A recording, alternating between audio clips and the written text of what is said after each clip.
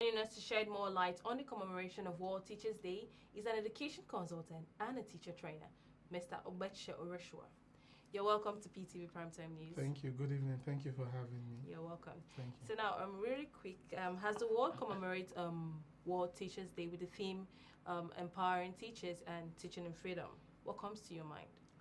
Well, I think it's very apt that the world picks out today to celebrate teachers, mostly in a country like ours where the profession is really quite noble and it's not really about the pay or the take home, where it's essentially about the passion and commitment of a few people that, regardless of all manner of conditions, wake up every day quite early, I must add, quite early, I must add, to set out every day to impact a generation, and sometimes not with much gratitude.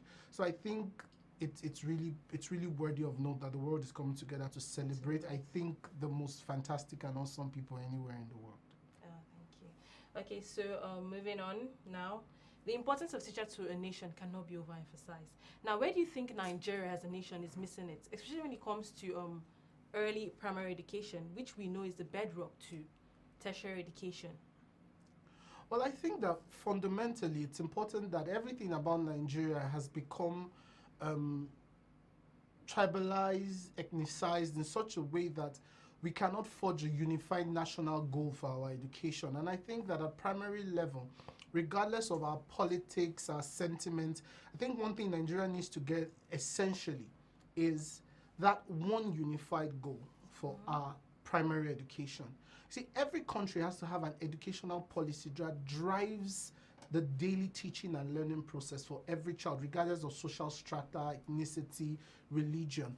And I think that that's where we miss it, because if you go to different locations, regardless of the document that we have claimed to formulate, you see different mentalities, different ideology, different structures. If I don't want to go into the dichotomy between private and government education, I say that Nigeria is the most unequalized, if there's a word like that, in terms of different children getting different quality of education. Even, in fact, let me use this Abuja as a case study. You cannot compare even within the government circle, I must say, and I throw this out boldly, you cannot compare the kind of education a child who is in an LA primary school in Wuse is getting with the one that a child in Gwagwa is getting. It's just not the same. So it's so uneven that until we come together and say, regardless of whether you are in my village in Delta State, in Oreju, or you're in Sokoto, or you're in Lagos, that there is one unified structure and that we can have a predetermined outcome, then we'll just be joking. Okay. So that's a good one. So now, you've spoken about the different levels, the government, secondary school, and all of that. Okay, so moving on to professionalism. Yeah. Now that's like a major burner in the educational system. We realize that we don't have professional teachers in Nigeria. So how do you think that can be remedied? I actually do disagree, quite frankly, that our teachers are not professional. I think Nigerian teachers are one of the brightest, they're one of the most committed. I've been teaching for close to 15 years. Okay, let me come in. Why I made that comment is because, okay, you've seen different types of teachers. Now we have, I talked about non-professional teachers. We refer to teachers, especially those in private schools. They don't have that passion for the job. You find, my mom is a teacher. Okay. And then she teaches in a state school, and she has that level of excitement and joy when she realizes her students have passed. But you don't find that zeal and level of professionalism in a teacher in a regular private school who's just teaching for the money and all of that. Yes, I think that there was a time that I would have agreed with you that teaching was not as professional, because a lot of young people saw it as a top gap measure to something better.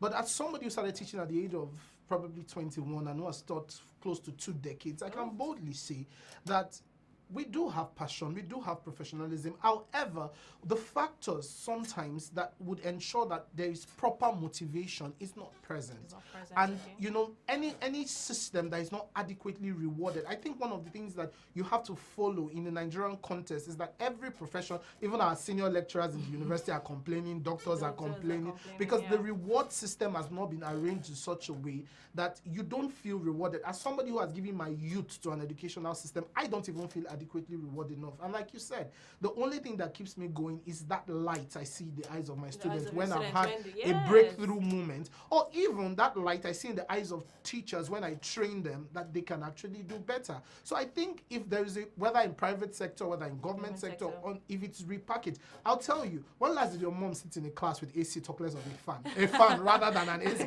So you ask her those questions. When last did she have all her textbook present before a session started? When last did all her parents in her class ensure all her children had the right textbooks, the right biros, the right notebooks? You know, all those things are what makes the teacher's job easy. You have to give us the environment that helps us express ourselves. And I make an assertion that some of the brightest minds I have ever seen nationwide are in the classrooms. Yeah, that's true.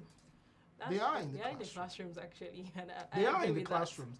It's just that because of the mentality that we have evolved with, you don't quickly see it. Some of the brightest people I've seen, most creative people, you need to walk into an average school, you find everything. You find this person with a little bit of medical knowledge, the creative ones, all of that, yeah. I actually do meet teachers who read all the things, but are awesome, creative, artists, musicians, you know. That's where everything lies. And that's why when our kids go outside the nation, you guys don't give us a lot of commendation for that. You come back and say, oh, our children go abroad and they are the best.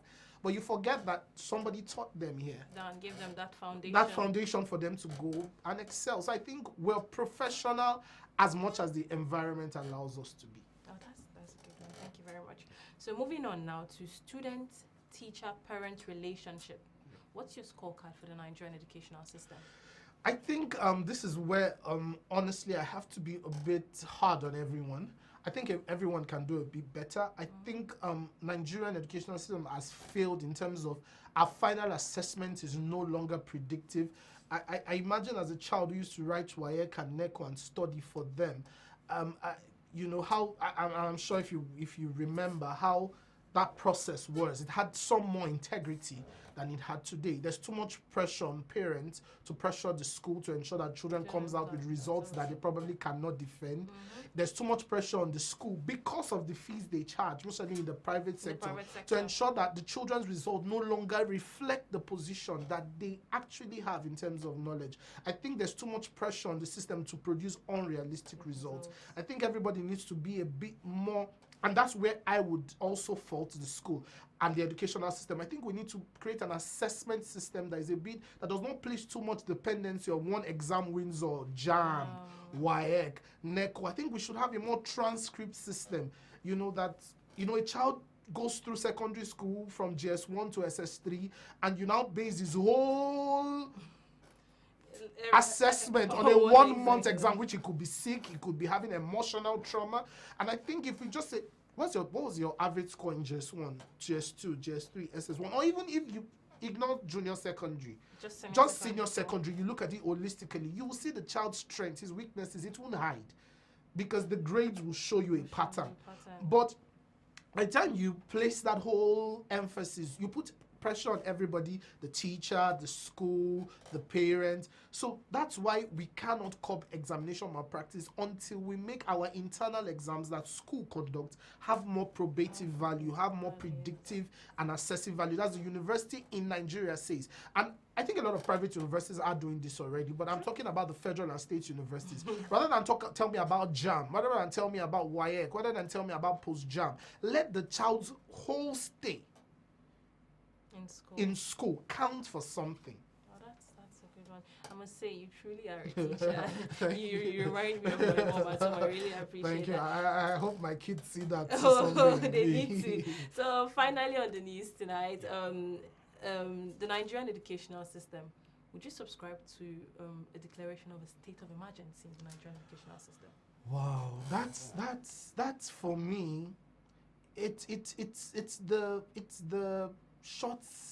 the Nigerian method for everything. Declare there's a state of emergency in security, there's a state of emergency in medical. In fact, let's just declare a national state of emergency so that we know that we are running a state of emergency government. I don't necessarily agree that it's like any system, it has its weaknesses, it has a flaw. And I normally say that I am a product of purely Nigerian education. Product, purely. Pure. In fact, I like to add, for those who are overly critique of the Nigerian system, that I'm not just a product of Nigerian education, I'm a product of public Nigerian education. Okay. From primary to probably postgraduate. Okay. So I don't have, and I don't think I'm doing so badly. So I don't think it's really like we need to just pick it all up and throw it up in the dustbin. I think we need to fix and tweak certain areas. And I think it's about Yes. bridging the gap between the kind of education the poor receives and the kind of education that the elite receives. I have given elite education for quite a number of years. And I know the kind of, I'll give you just a scenario, a humorous scenario.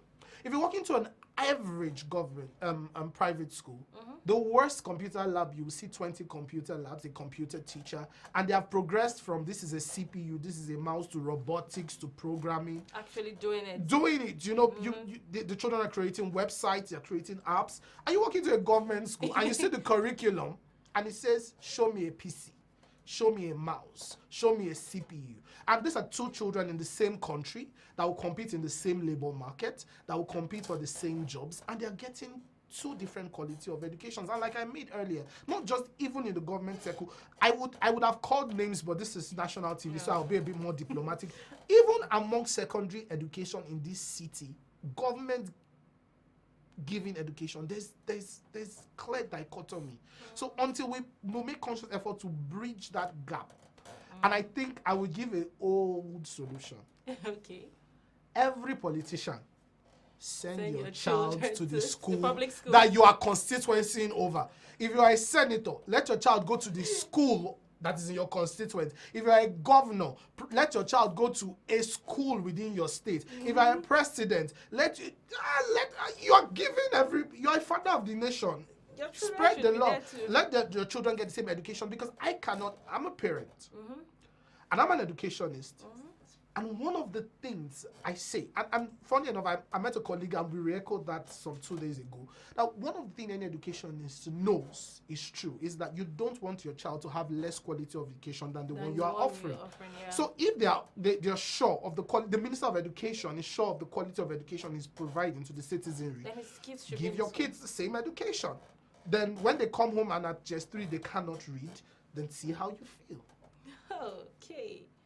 I must say I really enjoyed my interview tonight. Thank you very much. Thank you very much for coming on. It's a pleasure, and happy Teachers Day to everyone who wakes up 4 o'clock, 5 o'clock to go teach other people's kids. Trust me, your reward is not just going to be in heaven. God is seeing everything. Amen. We really need to appreciate teachers more. Yes, we do. We really need to. All right.